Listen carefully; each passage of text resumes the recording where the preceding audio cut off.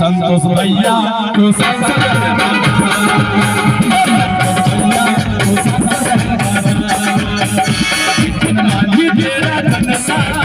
गरीब का झोपड़ी है, गरीब उसमें सोते हैं, गरीब का आसरा है। चाहे बारिश में पानी टपकता हो लेकिन पूरा परिवार एक कोने में रह जाते हैं, फिर भी वो घर हमारा है कि नहीं? हम एक घर दूसरे को देंगे।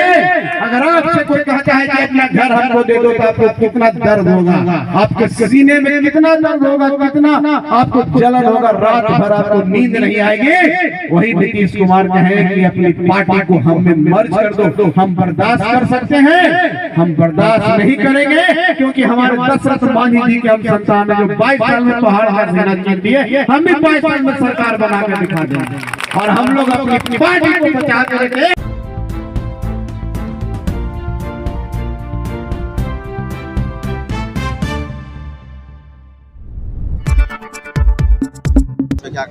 देखिए, गरीब संकल्प यात्रा सफल नहीं सफलतम में से है और हर जगह इसी प्रकार के लोग, गरीब लोग आते हैं और अपनी बात को सुनते हैं, सुनाते हैं।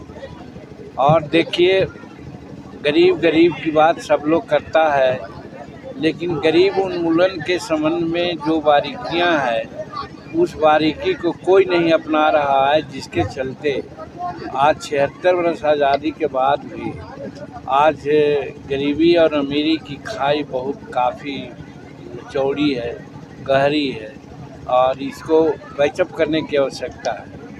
शिक्षा में भी जैसा हम कहा करते हैं कि कहाँ जनरल एजुकेशन 80% साक्षर लोग हैं और शेड्यूल कास्ट के लोग 30% हैं, तो निश्चित है कि काफ़ी खाई है 70, 80 और 30। तो इसको पूरा करने की ज़रूरत है।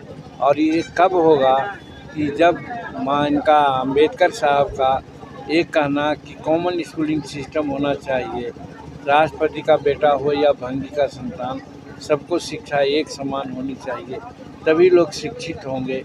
तो जब शिक्षित होंगे तो निश्चित है कि विकास होगा। इसका उदाहरण हम अपने से देते हैं। किसी प्रकार से हम लोग पढ़ लिख गए तो आज हम लोग इस मुकाम, उसी प्रकार से कुछ छिटपुट लोग पढ़ लिख रहे हैं तो वो भी अब अच्छे दिख रहे हैं। तो उसी तरह से सबको पढ़ने की ज़रूरत है। बड़े लोग जो अमीर लोग हैं, हम बड़े में जात की बात नहीं करते हैं। हम प्रायः यही मानते हैं कि दुनिया में 2 ही जात है, एक गरीब की और एक अमीर की। तो जो गरीब लोग है उसकी दशा दिशा चाहे जिस जात जिस कौम का हो एक ही होता है, जिसके चलते उनकी हालत ख़राब है। तो वैसी परिस्थिति में शिक्षा बड़ी चीज़ है। शिक्षा अगर लोग को अच्छी मिल जाए, समान शिक्षा मिल जाए, तो सबकी स्थिति अच्छी होगी, जैसा दूसरे देशों में भी होता है। तो इसका जोड़ हम लोग विशेष देते हैं। लोकसभा जैसे सर पे आ चुका है सर इलेक्शन, तो क्या एनडीए में सीट शेयरिंग के लिए आपसे बात हुई है कि क्या कितने सीट पे आप लड़ेंगे, हम कितने सीट पे लड़ेंगे सर? देखिए, हम लोग एनडीए में आए हैं या कहीं भी जाते हैं, अनकंडीशनल हम लोग समर्थन देते हैं। नरेंद्र मोदी जी के नेतृत्व का हम लोग कायल हैं। नरेंद्र मोदी जी के नेतृत्व में हिंदुस्तान आगे बढ़ रहा है, हर दृष्टिकोण से बढ़ रहा है। अब रही बात चुनाव लड़ने का, तो एनडीए की बैठक खरमास के बाद होगी, आपस में बातचीत होगी और तय होगा कि कौन कहां से सीट लड़ेगा, कौन कहां से जीतने लायक है, ये देख कर दिया जाएगा। हमारा कोई कंडीशन नहीं है और कोई मांग नहीं है। सर, एक और सवाल है सर कि डॉक्टर संतोष कुमार सुमन के लिए गया सीट सुरक्षित माना जाए या नहीं सर? क्योंकि बार बार सवाल ये पूछ रहा है सर कि सीट कहीं ना कहीं कंफर्म हो गया है। देखिए, हम गया सहित अनेकों सीट पर हम अपना चुनावी तैयारी कर रहे हैं, जिसमें हम लड़ेंगे तो हम वोट मांगेंगे या हमको मिलेगा, अगर हमारे लोग लड़ेंगे तो उनको वोट दिलावेंगे। इसलिए गया का सीट जिसको कहा जा रहा है, हम मन में मान के चलते हैं कि अगर हमको मिलेगा तो हम अच्छा रहेंगे, अच्छा करेंगे। और सब दिन से गया का सेवा हम लोग किया है, तो इस नाते भी गया का सीट हमको मिलना चाहिए, ऐसा मैं मानता हूँ। लेकिन ये तभी संभव है जब एनडीए की बैठक होगी। एनडीए में ये तय हो जाएगा कि हाँ किसको कहाँ सीट मिलेगी। इसलिए हम उसको कोई परमानेंट नहीं कर सकते हैं। जब तक तय नहीं होगा तब तक नहीं कहा जा सकता। बयान आया था सर आपका के पाठक को लेकर, आपने तारीफ किया था कि वो काम अच्छा कर रहा है शिक्षा विभाग में, तो क्या कहना है कि इससे, क्योंकि टाइमिंग को भी 5 बजे तक किया गया है, कहीं ना कहीं शिक्षकों में इस तरह की नाराज़गी भी देखी जा रही है? देखिए, नाराज़गी होना एक अलग बात है। कोई भी सरकार है, सरकारी सेवक है, वो सपोज किया जाता है कि 24 घंटा वो सरकारी सेवा में। ठीक है, पहले आप 10 बजे से 4 बजे तक रहते थे, कारण पढ़ाई की स्थिति क्या थी सब लोग जान रहा है, और आज पढ़ाई की स्थिति ठीक करनी है तो थोड़ा सा अवधि अगर बढ़ा दी गई है तो इसमें रंजिश नहीं होना चाहिए, सेवा भाव से काम करना चाहिए। और हम इस लाइक इसलिए करते हैं कि जितना, जैसा हमने कहा कि हिंदुस्तानी अवाम मोर्चा सेकुलर का एक नीति है कि दुनिया में 2 ही जात जानती है वो पार्टी, एक अमीर की एक गरीब की।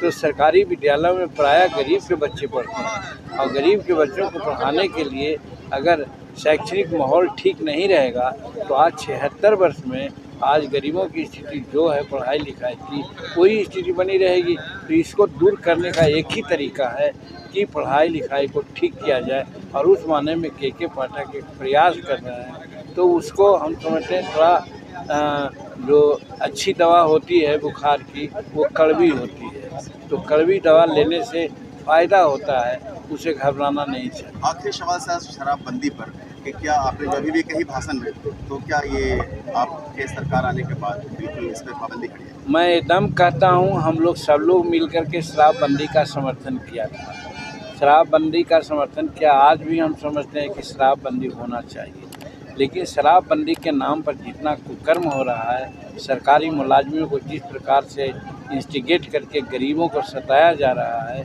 भेदभाव किया जा रहा है, ये नहीं होना चाहिए। आज सवाल है कि शराब कहीं कहीं आवश्यक है। हमारे मिलिट्री मैन हैं, हमारे बाहर में काम करते हैं, -point समथिंग वो काम करते हैं, रिटायर हो गए हैं, वो बिहार में आवेंगे रहेंगे अपना घर पर, तो बिना शराब के रहेंगे क्या? उनको शराब चाहिए। जिस प्रकार से गुजरात में है परमिट सिस्टम, उस तरह से कर दे कि जिसको जो ज़रूरत है उसको शराब मिले, वो सिस्टम हो। अभी गिफ्ट नाम की संस्था वहाँ पर बनी है, 13 वर्ग किलोमीटर में वो कंपनी बनी है, वहाँ एकदम स्पष्ट कर दिया गया है कि शराब वहाँ पर फ्री रहेगी, इसलिए कि बाहर के लोग आएंगे, पिएंगे, अपना काम करेंगे। आज बिहार में भी जैसे बोधगया है, आज शराबबंदी का कारण है कि बोधगया का पर्यटन में जो राशि आती थी वो कम गई है। सब लोग बनारस चल जाते हैं, कलकत्ता चल जाते हैं, हजारीबाग चल जाते हैं, यहाँ सिर्फ दिन में आते हैं और चले जाते हैं। आज तो कहने का मतलब है कि अगर शराब पी करके कोई गुंडागर्दी करे उसको रोकिए आप। शराब पी करके सार्वजनिक जगह में कोई बदमाशी करे, अपने पत्नी को मारे, अस्पताल में जाए, स्कूल में जाए, तो उसको काम कीजिए। इसका ये मतलब नहीं है कि शराब एकदम बंद कर दीजिएगा, तो उससे आज हम समझते हैं 50,000 करोड़ रुपया सरकार को घाटा है। और दूसरी ओर पब्लिक को जो पहले शराब 100 रुपया और 50 रुपये में मिल जाती थी, आज 500 रुपया और 1000 रुपये में मिलती है, तो उनको भी पॉकेट से पैसा ज़्यादा लग रहा है।